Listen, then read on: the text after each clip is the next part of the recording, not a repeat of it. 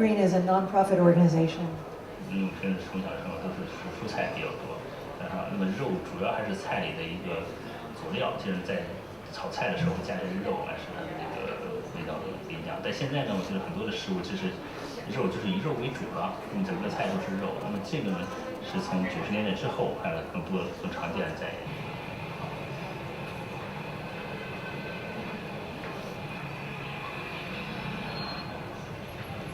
当我们去开放的时候，其实当麦当劳、肯德基进来的时候，其实这种洋文化是代表，其实在我们的潜意识里面，其实它的代表是，所谓代表是健康，代表是我们中国的未来。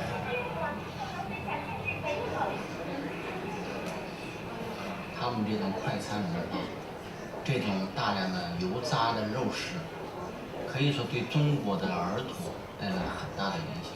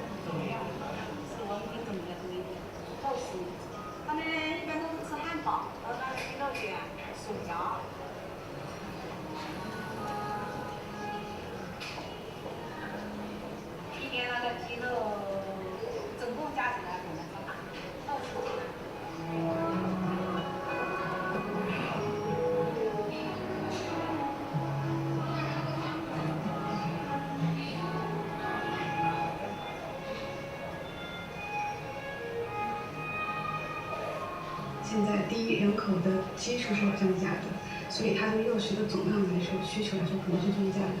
那么如果我每一个人他的这个消费的总量它也是增加的话，那么这个比例就会非常的高。就是因为有这样的一个过大的一个需要，所以因为你有需要，它就有供给，它就有消费嘛，所以才造成了很多这个节约化养殖的这样的一个规模的一个形成。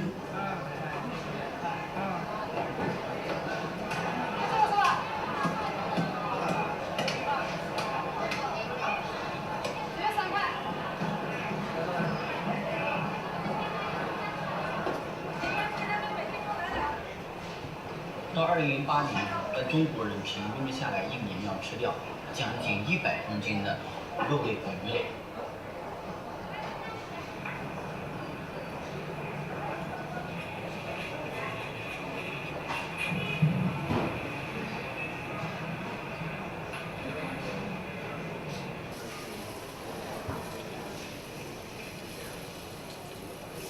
中国是一个粮食很紧缺的国家，但是呢，据很多权威人士讲，我们大概36%左右的粮食是为了动物。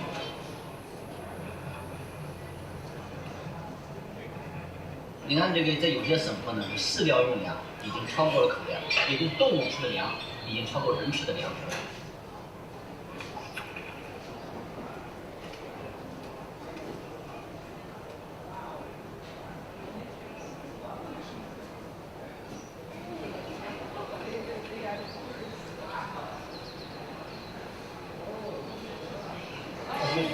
哪来的水流下来变成这样黑？反正拉点厂里面的。是工厂还是猪场啊？是猪场啊。猪场也有。是这样子还是多久？有多久了？几年了。几年了？有臭吗？臭。它是这个蓝草。蓝草哈。全部要在这个洗。哎，去年可以洗衣服，去年。现在不行了，现在啊，现在那个整个养猪啊，那个牛啊，那个鸡啊、鸭啊都，那个鱼啊全部哇，拖着的，比较少收鱼的这个，你连一条都没有。这么多水的那时候，很臭的，那个气很浓的，那个味道很难闻的。我没有反应吗？把那个币啊，把你当不出的要不出的呀，啊，这个就把你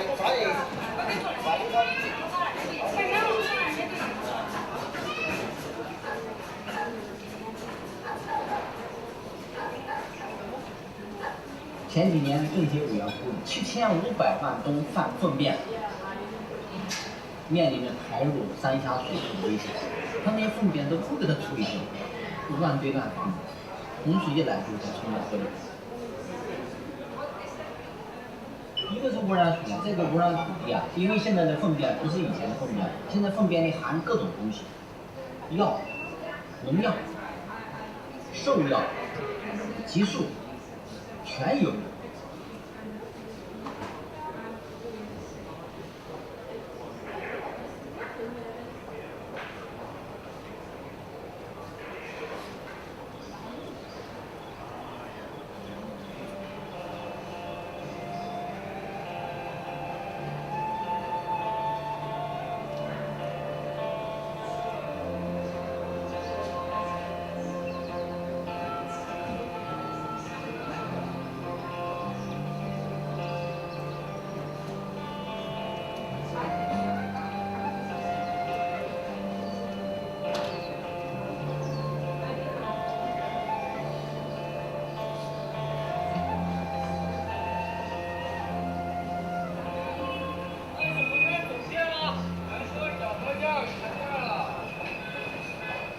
20多年前，中国人吃肉很少的时候，中国人没有这么多癌症，没有这么多心脏病，没有这么多高血压，没有这么多肥胖。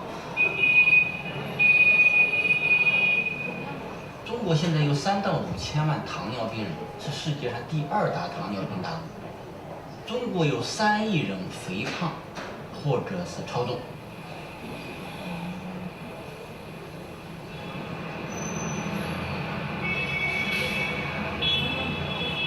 有人说说你每吃1公斤肉呢，大概排出36.5公斤的二氧化碳。中国跟美国的温室气体排放量是不相上下。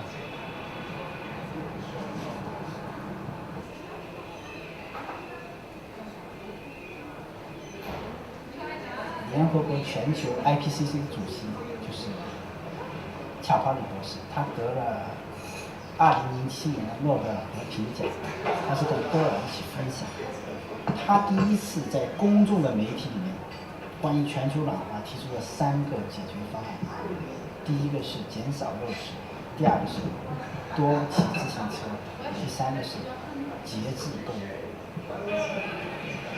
我想大多数中国人其实都不会愿意接触出我们回到30年前的生活方式。我们的重点是说，当我们现在经济已经很发达了，我们有很多物质可以选择的时候，我们需要做一个选择。这个可以吃。种这个丝袜的时候特别好玩，回来就是一点点。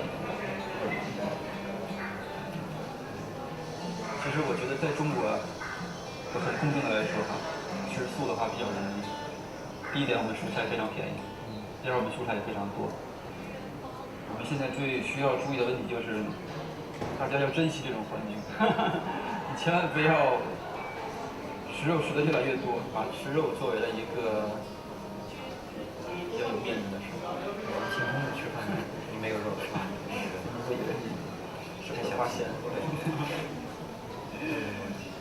所以说，其实有的时候，就比如说吃肉是我们的口欲的话，不如说是一个心欲。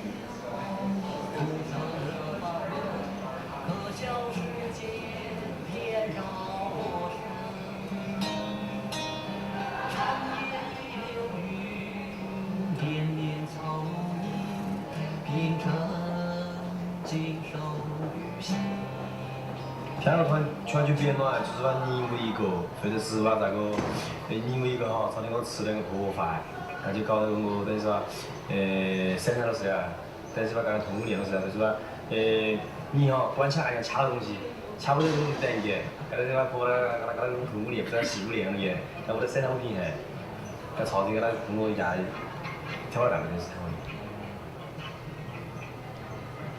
不存，那我觉得不是不存在，那是用不。从我当中个是那个收入或者是租房子上哈，看到习惯不那么放钱都弄，出来习惯不容易，太快了哦。当时我在给人做的话，就要对他水一摸来，那我你能可以放心买东西，我对啊，那是一天5磅，所以那蛮容易。所以我觉得每个人都可以去问一问，就是你的饮食当中有多少肉食是多少，那么是不是说你可以做一个选择，减少？那么这样呢，我们的身体，包括我们的地球、我们的环境，都有可能朝一个良性的一个方向去发展。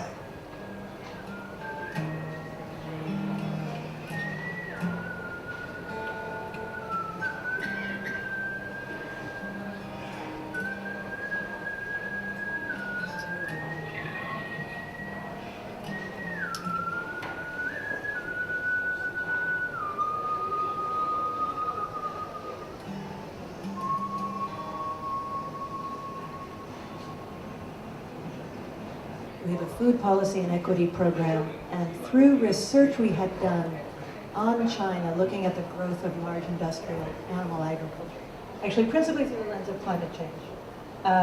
We had a lot of research and data and trajectories and a whole bunch of things that we then thought, how might we convey that in a very large and complex country, very large numbers, through the lives of people in China? So to make some of the issues seem more real and more granular, actually grounded. So we worked with Jian Yi, Chinese filmmaker, to produce the film you've just seen, What's for Dinner. I hope it captures some of the complexity of this issue, and here are some of the reasons why we thought it was important to work on this, and also our colleagues at Global Forest Coalition, because it really touches on a number of almost the most important development issues in the world. Climate change, of course, food security, public health, equity, what will the shape of the food system be, livelihoods, animal welfare, animal rights. And we actually had a side event inside the COP yesterday titled, it was a clever title, I don't think of it, Meet the Big Omission from the Talks on Emissions. And we didn't know how many people were going to come to that, because obviously it's not really on the agenda here at COP at all. And there were the room was almost full.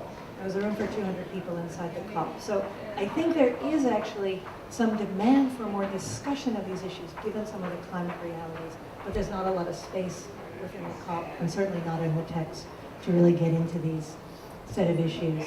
Some of what you saw in the film China is an example of this Western-style production methods, pioneered in the US, also obviously very common in Europe, of large-scale animal agriculture, being really globalized. And obviously a place like China, which is so large population, increasing affluence, there's a lot of agribusiness interest in reaching these markets. Climate relevance, some of you will be familiar with this, I can just do it quickly, but it is animal agriculture, the livestock sector, is a significant contributor to global climate change. And again, I think that's why a certain number of people here at the COP wonder, why are we not discussing this at all?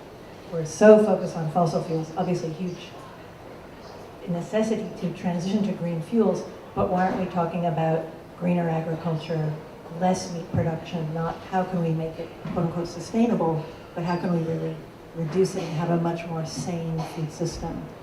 Just a few other points there on climate change, I think I'll leave that. But the second point is actually quite important. Some research is showing that with the trajectory of agriculture now, and particularly increase in meat and dairy and egg consumption around the world and production, the kind of climate space that's left to keep to a 2-degree world, if we can do that, is being taken up by that agriculture. So it suggests it's not just a nice thing to make agriculture more sustainable and equitable and carbon and low carbon. It's really a necessity because there's just not enough climate space to continue on the path we're on. Just a few photos of what large-scale animal agriculture is. Some of you will have seen these. Most of these are from the US, beef feedlot, egg factory farm, chicken production facility, pig farm. Now, I know in Europe, some of these systems are no longer possible, but in places like China, even in the US, we still have these, and in Brazil and other places they exist. This is so one of the features of animal agriculture, monoculture, is this is corn. This is actually soy, field from Paraguay, which was forests. You can see some of the forests in the background. Totally strip mine. And I went into this field, and I have a fear of snakes. And so I said to the person I was with, are you sure there are not going to be snakes in there? And he said, you won't see anything alive in there because of the amount of fertilizers and pesticides that have been used. You won't even see an insect. And it was effectively true. We saw a few gnats. So some slides here, I'll just go quickly on the resource requirements of the livestock sector are very significant in terms of feed. We're producing huge amounts of soybeans to feed to animals, not to use in soy products for human beings. Massive effects of deforestation in Latin America and other places to produce the soy. The US also has a lot of monoculture. Very, very small proportion of our agriculture is devoted to things like vegetables and fruits. It's largely corn, soy, wheat, and animal production. Some of the inefficiencies, again, some of you might know, this argument has been made for many years, initially probably by Francis Morlapé, that to feed grain to animals and then to eat the animals, it's a huge loss of energy and calories along the way. So you'll see beef is by and large the most inefficient, but none of them are terribly efficient actually as converters of calories and protein. Just some of the water footprint, you can see the comparison there. The beef again is very heavy and chicken is still significant too. So again, in a world where resources are becoming increasingly constrained, affected by climate change, we have to ask, how are we using these resources? Who's deciding how we use them? Subsidies, obviously a big issue. We talked here at COP a lot about fossil fuel subsidies, but there are enormous subsidies for agriculture, large-scale agriculture, animal production, and feed. And you see they are all throughout the world. It's not just in the US and Europe anymore. So some scale. This is from the Meat Atlas, a very good publication done by Friends of the Earth and the Whole Foundation. Just a couple slides here of how, sort of Western lifestyle, fast food is marketed, China, India. Again, very aspirational, very glamorous, fun. So here we are in the Dutch Pavilion, so I want to thank the Dutch Pavilion for hosting us. Obviously the Netherlands is a very significant producer of animal foods around the world, as are many national, so corporations that began in one place but that are multinational now. And what I think is interesting about this is it really is multipolar. Yes, the US, Europe are quite dominant, but JBS, founded in Brazil, is the world's largest producer and processor of beef. So it's not just north versus south, it's really a global system. Just a few pictures here, and again, since we're in the Dutch Pavilion, on the right was the Dutch Pavilion at the Milan Expo. Some of you might have been there, and the focus was food security. And I just found it interesting that the Dutch had cows standing in a pool of water. I don't know why they were in there, but obviously the significance of livestock to the Dutch economy. On the left side, as someone from the US myself, I was quite disappointed to see the American pavilion was called Food 2.0, which would suggest some kind of innovation. Yet when you went to see the food, it was very heavily meat-based and quite unhealthy food, actually. So there was not really any sense of why is this Food 2.0. Also at the Milan Expo, a lot of corporate involvement. McDonald's, Coca-Cola, obviously. And again, we have to recognize that agribusinesses are very powerful. They have strong relationships with governments. It's challenging to really try to change the food system in a direction that's more equitable and sustainable. So just to wrap up here, if we look into the future, this is what the reality might be. We raise and slaughter more than 70 billion animals a year now globally, so it's like 10 for every person alive. So by 2050, if the trends continue of increased meat consumption, production, this is what it might look like in terms of animals, in terms of GHGs. But we have to remind ourselves here at the COP especially, projections aren't destiny, right? We have it in our hands to change policies, to change practices, to inform ourselves, to have governments respond, industry respond, private sector. So a few ideas of where we go from Paris in terms of promoting alternative visions, public policies.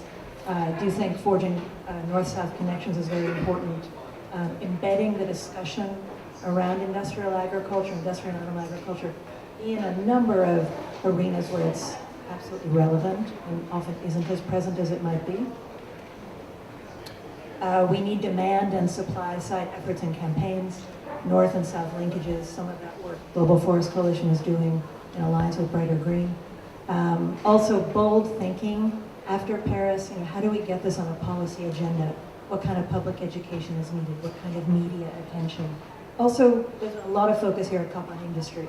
And I did go to an event at the, where the Dutch foreign minister was saying the Dutch will take over the rotating presidency of the EU, and they do want to make deforestation in commodity supply chains a priority.